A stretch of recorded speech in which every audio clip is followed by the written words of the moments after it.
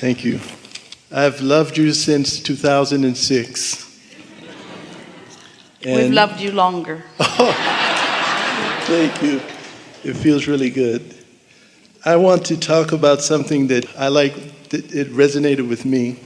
Usually when you start your setup is appreciating the contrast. And I was wondering, could you talk a little bit about why is that so important? Because I know in my life, like you said, sometimes when you feel the contrast, it doesn't feel so good. Well, it is as simple as when you know what you don't want, you know what you do want. If you think of contrast as choices, and then you feel. In fact, it's what we began doing with our friend just now, because since she couldn't quite get into the receptive mode of what's really in her vortex, something about focusing upon what the absence of a relationship felt like gave her the bounds into what she's really looking for. And it really is about that. When you know what you don't want, you know more clearly what you do want. And if you look everywhere in your environment or anyone else's environment, there is that contrast in all things. Without contrast, you couldn't even see. Without light and dark, you could not even focus your eyes. Without contrast, you could not differentiate anything. Without contrast in sound, you could not understand what harmony feels like. Without knowing what discord is, you couldn't find a chord. It's just necessary in the deciding process. It's beautiful. Yeah. The second question I wanted to talk about was unconditional love. And I've been pondering the idea of how you can love someone without even meeting them. Like Jerry was one of the genius creators that I've always admired. I've been to several workshops and would see him and love the way he would talk and love how he wanted to help people so much. It was very, very visceral. You can feel the tension. So I wanted to talk about how does that process work? Well, unconditional love is not what most people at first look at it think that it is. Most people... Is that Jerry?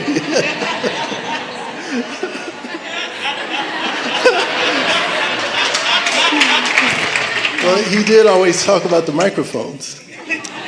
Yeah, he's just making fun.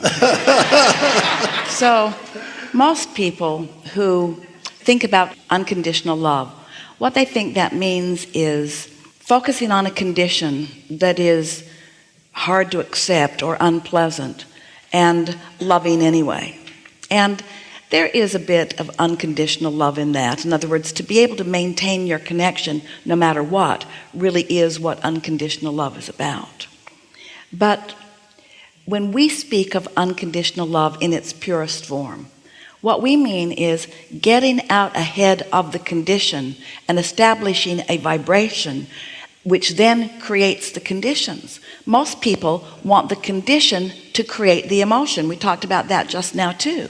In other words, give me something good and then I'll feel good. But if you give me something bad, then I'll feel bad. So I'm having a conditional response. Well, we want your responses to be not conditional. We want them to be unconditional. We want you to get out ahead and find the receptive mode, and then you will be the realizer of conditions that match the vibrational frequency that you have chosen. And there's a huge distinction in that. When Jesus said, turn the other cheek, he was talking about unconditional love. He was talking about if this condition takes you from your alignment, then you must find a way of focusing some other way so that you can find alignment. But that message has evolved even further now with the conversations that we are having. When you accept that you are a vibrational being living in a vibrational universe, and that you have vibrational roots, and that your vibrational roots are pure positive energy, and you are, through the contrast that you're living, honing yourself to find alignment and harmony with who you really are, then the conditions that surround you become irrelevant, and you become the creator of your own reality, which means you become the creator of your own conditions. That's beautiful. Yeah. May I talk about another genius creator? Yeah. Walt Disney. Yeah. I've loved Walt since I can remember. Yes. it's inspiring because I love when you said it's easier to create a castle as a button, and how Walt in his vision has created so many castles, I can't even count them. And it's been a source of inspiration. And I guess part of the question was, part of me feels very creative, and I have a lot of creative abilities, but then there was part of me that, like you said, was not lining up and resisting the greatness that I could be. Well, we've been talking about that here today, and it's nice to have someone in your sights who represents to you something that is pleasing, like Walt Disney. It's helpful when you focus upon him, or when you study him, or when you learn about him.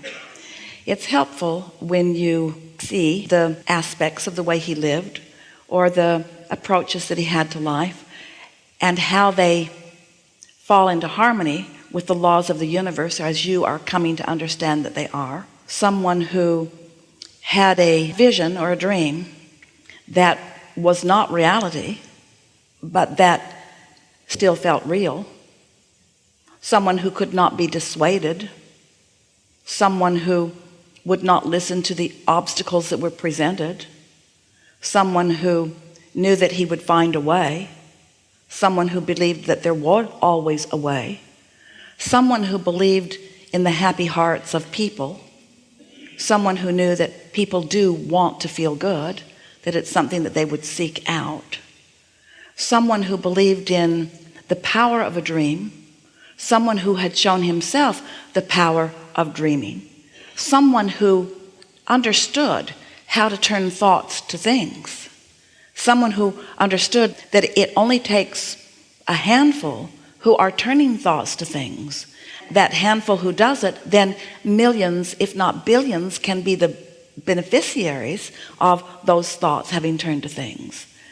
But we want to be sure that we explain something that is really important, and that is, it is not necessary, if you're looking for the satisfaction of life that you've come for the fulfilling of your purpose, or the satisfaction that is really what you are about. It is not necessary for millions to know you, or follow you, or find you, or be taught by you.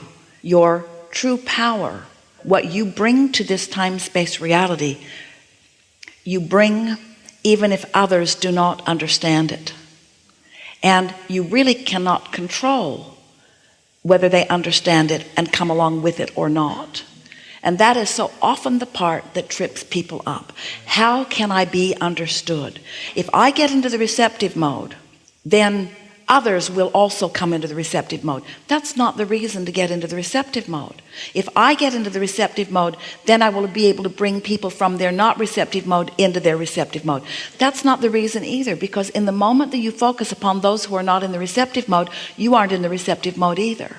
So that's why when someone's dream is strong enough, they're not dissuaded by anyone else's relationship with their dream. That's the thing that we wish for all of you, that you would feel enough confidence within your own ability to choose, that it wouldn't matter to you if anyone else is in agreement with what you have chosen. Can you feel how important that is? But if you need others to agree with what you have chosen, then that's when you begin to trip yourself up. And that's why your first question dovetails so perfectly with this one, because you're talking about unconditional love. Well, it's a rare person who can unconditionally really not give a rip what anybody else thinks about their desires. You almost always include them. That's why what we said earlier is so important to understand. People think there's strength in numbers, and we want to say there's strength in alignment, and numbers don't necessarily mean alignment.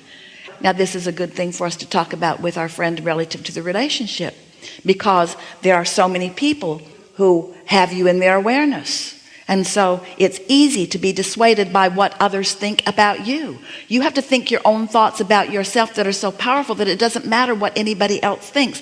And that's what Walt Disney had going on. He did not care what others thought. His dream was so big, and his dream satisfied him.